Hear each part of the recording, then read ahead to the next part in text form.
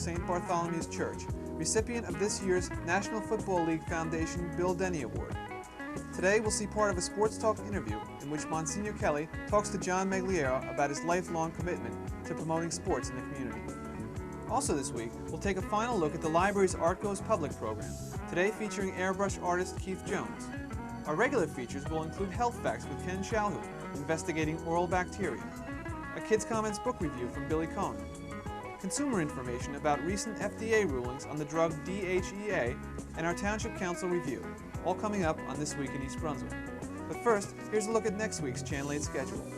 Starting Monday at 10, we'll have conditioning for racquetball sports, information and exercises with Lenore Kulick on Look Great, Feel Good. At 10:30, it's Target and a look at the American Cancer Society at work with host Paula Duran.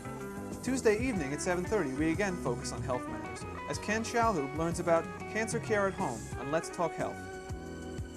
Then at 8, You and Your Money zeroes in on stock mutual funds with host Paul Hansen.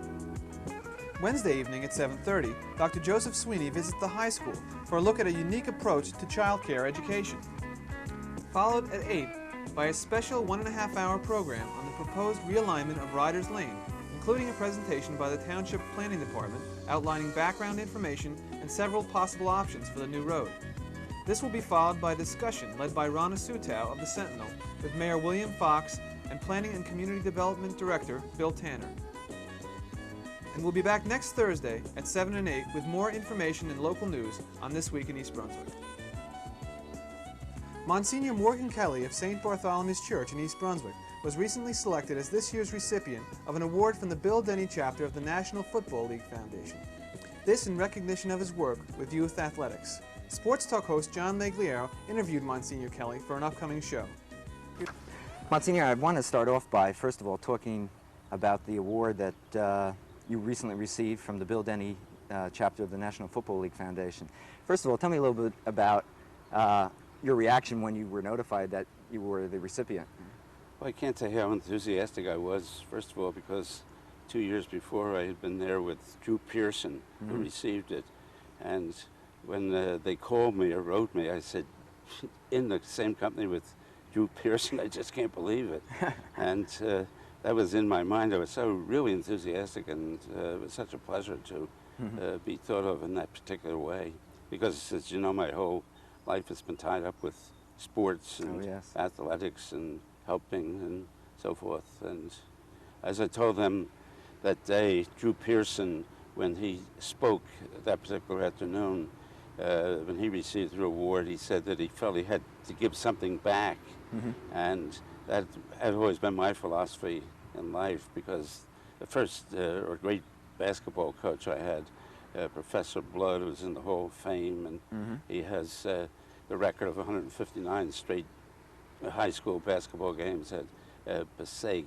After I was ordained, he called me and told me he wanted to see me, and he said, no, you have two things to give back. You have the religion, but you also have sports. So I tried to carry that out, and the first parish I was in was in Mount Holly. Right. And like any new priest, I hit the place like a tidal wave. I had canoe clubs and all kinds of basketball teams. In fact, I played basketball myself for 5 years, which was unknown in that time. Yeah. I played under a different name, and I scored more under that name. But the nuns always said they knew I played the night before because I couldn't genuflect the next day at Mass. So I tried to carry that no matter where I went, to sports, because I feel that sports in America is sort of the second religion. And it was always my idea to try to channel the enthusiasm of sports into the enthusiasm for religion. Monsignor, what does the Bill Denny Award signify per se, just to clear up things for our audience? The way I understand it, it tells, first of all, of your interest in sports in the community, and in this particular case, it was the Scholarship Awards, which I think is a tremendous thing that we recognize not only athletics but scholarship. And I told them that day that just a few days before that, Dr. J, who we all know, amazed a boy about 12 years old, brought me a clipping from the paper to say that Dr. J was going back to finish college. Yes, and right. I thought that made more of an impression on that youth than any 100 words that I could say. And it's signified by all these young scholar athletes that we were paying attention to, Sure. not just sports, but also to their scholarly awards, and to be a part of that and let them know that I'm also interested. That's what I feel the award represented to me. Well, we're very proud, I'm sure. Yeah, I was very proud in receiving it, and it amazed me that day with the number of these young people there, and sometimes the speeches were long, but they were very attentive to the different speeches, which is something. Yeah. And the people who were part of that Bill Denny Award, I know that they've gone out of their way to try to help so many people over the years. And I knew Bill Denny. I never played football against any of his teams, but I met him, any number of times, and I found him such a tremendous character. And this Professor Blood that I spoke about reminded me so much of Bill Denny. That was another reason I felt good, because I felt I was carrying out something that he had said to me a long time ago. Yeah, give back, right? This interview can be seen in its entirety on Sports Talk the week of May 5th. Watch Channel 8 for specific times and dates. This year, the Library and the Artists League of Central Jersey again collaborated on an artist in residency program called Art Goes Public. The list of visiting artists has included sculptor Irene Kaldorf, fiber artist Henneke de Neve, and this past week, airbrush artist Keith Jones. We asked Keith about his art background. I've been painting since the age of 7, I guess, as any normal child gets into painting, creating, working with different colors. I think it was about the age of 7 that I decided that I'd like to be an artist for some strange reason.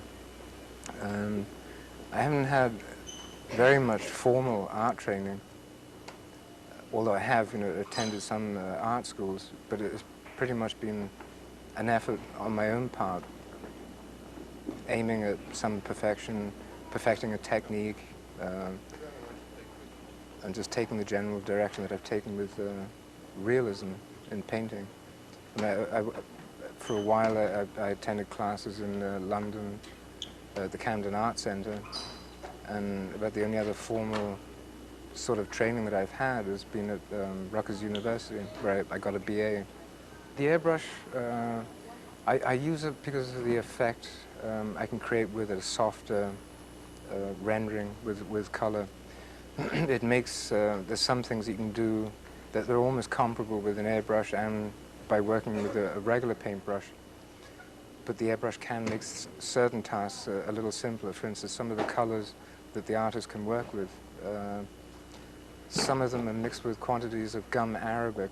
So when you're trying to run a wash on a piece of paper, the pigments can actually drop out into the paper, so you can get globs of color where it's not actually intended. Now, the airbrush, because it's mixing, especially with the AB, the very, very fine tuned airbrush, one can spread a color very, very evenly and subtly without the build-up, the unpredictable build-up of pigment on the paper. So that's one of the reasons why I've started getting involved incorporating the airbrush into my work. At times I've tried painting at, say, 80% of a piece with the airbrush, although then at times the edges become too soft. It takes me too far away from, say, what I perceive as realism in art. It gives me more of a photorealistic effect, which is something that I'm not trying to achieve either. This particular brush is called the AB. It's a Pache airbrush. It's the same kind of instrument that photo retouchers will use. It gives you, I'm not even sure what the measurement would be, but it gives you a very, very fine line on the paper. Once the brush is actually put very close to the work, it gives a very, very fine spray. So I can spray an area that maybe will cover 1/2 inch to 1 inch maximum. but it will give a very even, controlled surface. Some have another airbrush that will give a broader kind of spray, but then the spray is much coarser, so that there's a kind of a pigmentation then on the paper that at times I don't particularly want. I work predominantly with watercolor, so I'll only use strictly watercolor in the airbrush. It's much easier to clean out. You can use inks in airbrush, although there's a tendency for the ink to dry very fast. I mean, it can be dissolved with distilled water and what have you, but I primarily use it just for watercolor. It's called Tamworth, New Hampshire. So last year I took a number of photographs. This particular part of the scene I photographed as is, and I'm working from a set of photographs. Part of the scene then I'm changing in order to develop a composition. So other photographs then I took of other kind of objects. You know, for instance, there was a stone wall here. I didn't particularly like the stone wall that I photographed, so I changed it by adding and supplementing some of the information that I have. You know, the horses I photographed in this general area from a little farm further down here, but in order to develop my composition, I've chosen to put them here so I can weaken my composition here, and the strength will actually be the horses standing out against the field. I think the artist in resident program is worthwhile because, for instance, today I've had a number of painters coming up. For one thing, you know, they know of the airbrush. I guess most people are familiar with the airbrush technique as having those high gloss kind of posters, movie posters, and what have you. So for a lot of people, you know, they don't quite understand how you can incorporate an airbrush technique into a piece of fine art. So for those people, they're getting a little more exposure, or I'm offering a little advice or giving a slight idea to them on how to incorporate something, you know, something that they could actually take as a part of my technique that they could actually, you know, include in their own work. So I think for the bulk of the people who've come here today, they actually get some exposure. They can actually see some of the complexities that are involved in making that piece of artwork.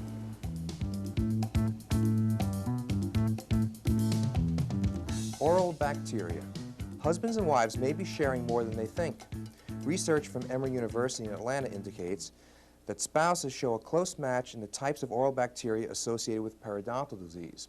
The average person has about 250 to 300 species of bacteria in their mouths, some of which are anaerobic, the type that reproduce with the lack of oxygen, and they hide in the gums and they produce periodontal disease. Now, Stephen Offenbacher and colleagues looked at 10 types of bacteria collected from the mouths of 14 married couples and found that spouses whose mates had a particular bacterium had a 1/3 to 3-fold higher risk than the general population of having it themselves. Offenbacher says that when he treated spouses with one spouse that had a particular periodontal problem, when he treated that spouse and got rid of that oral bacteria, that the other spouse also had a disappearance of the problem. Now, Mr. Paul Kynes, who was with the National Institute of Dental Research in Bethesda, Maryland, says, "It's reasonable to postulate that these bacteria are transmitted from person to person by spittle. They have to come from someplace." Thanks for watching. See you next week.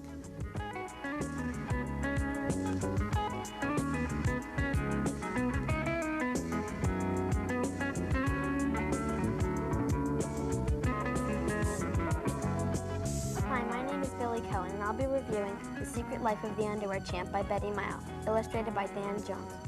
Larry Pryor is an ordinary 5th grader with an ordinary life until he's discovered on the streets of New York. It all started when he and his mother took a train to New York for a dentist appointment. While waiting for the bus, a big gust of wind blew Larry's hat right off his head. As Larry was chasing his hat, he heard someone yell out, "That's him, you with the red hair, stop." Since Larry was a redhead, he knew the woman must have meant him. Soon, 2 people were telling his mom that they were the Zygmunt, from the Zygmunt Model Agency, and they wanted Larry to be on television. At first, this seemed like a great idea to Larry. Little did he know what was to come. Back at school, the baseball team tryouts were coming up. Larry really wanted to make the team, but now he had to worry about other things. What if he had practice on one of the days he had to shoot a commercial? Would his coach get mad at him for missing practices? Then something terrible happened. Larry found out that the first commercial he would be in was for underwear. There was also going to be a girl wearing underwear in the same commercial. What would he do? What if all the guys found out? Would the kids at school laugh at him? Larry decided right then and there to keep his mouth shut, but the worst was yet to come for Larry Pryor. I think that kids in 5th grade and 6th grade will enjoy this hilarious book.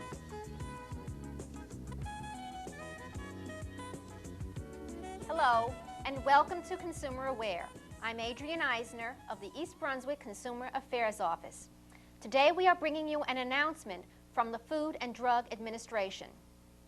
The FDA has instructed manufacturers and distributors of the drug DHEA, which is promoted as a natural weight reduction product, to discontinue selling it because it has not been reviewed for safety and effectiveness. DHEA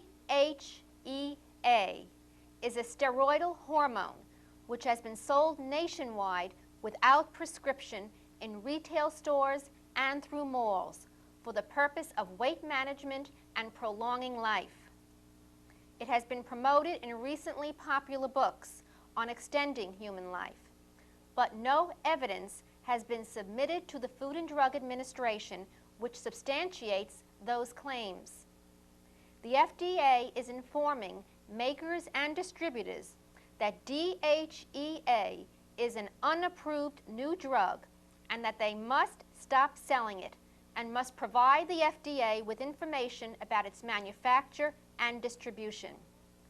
If the companies fail to comply within 10 days of receipt of their letter, the FDA will consider regulatory actions against the products and the companies.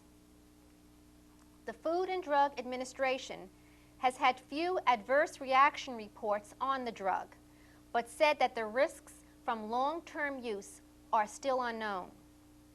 No applications to conduct human studies with DHEA or to market it were submitted to the FDA by the companies now selling it.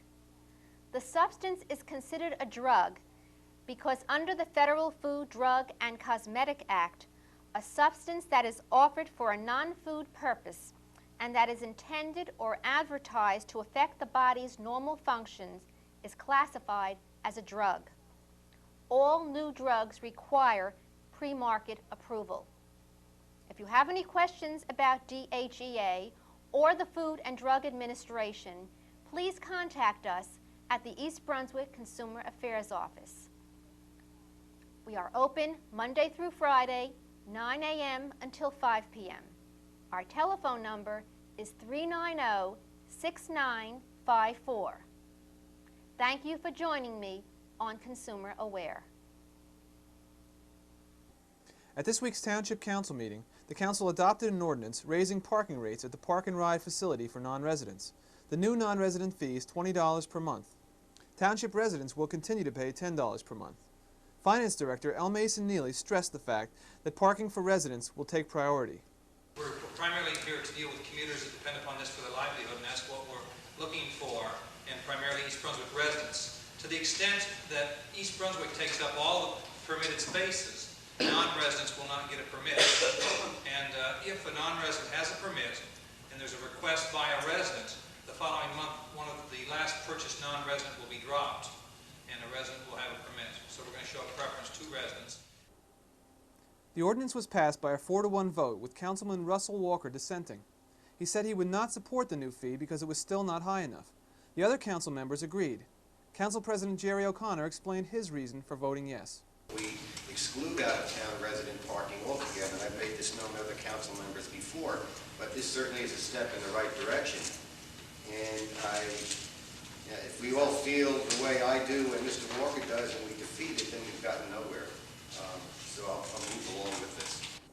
Later, the council passed a resolution by a 3-to-2 vote replacing town auditor Herbert Fenro with a new auditor, Samuel Klein and Company. At Councilman Louis Becker's request, an audit committee was formed earlier this year to investigate a change. The committee, which included Councilman Becker and Baker and accountant William Schaffhauser, recommended the Newark-based firm because of its size and expertise. The affirmative votes came from Becker, Baker, and Councilman Russell Walker, all of whom stressed that the move was for more comprehensive service and should not be construed as a criticism of Fenro. Dissenters O'Connor and Denahan hope to see business with the current auditor completed before making any changes. O'Connor specifically criticized the move as unnecessary and politically motivated. The committee, however, agreed that it's not a good idea to keep the same auditing firm for too many years. That's all for this week. Thanks for watching.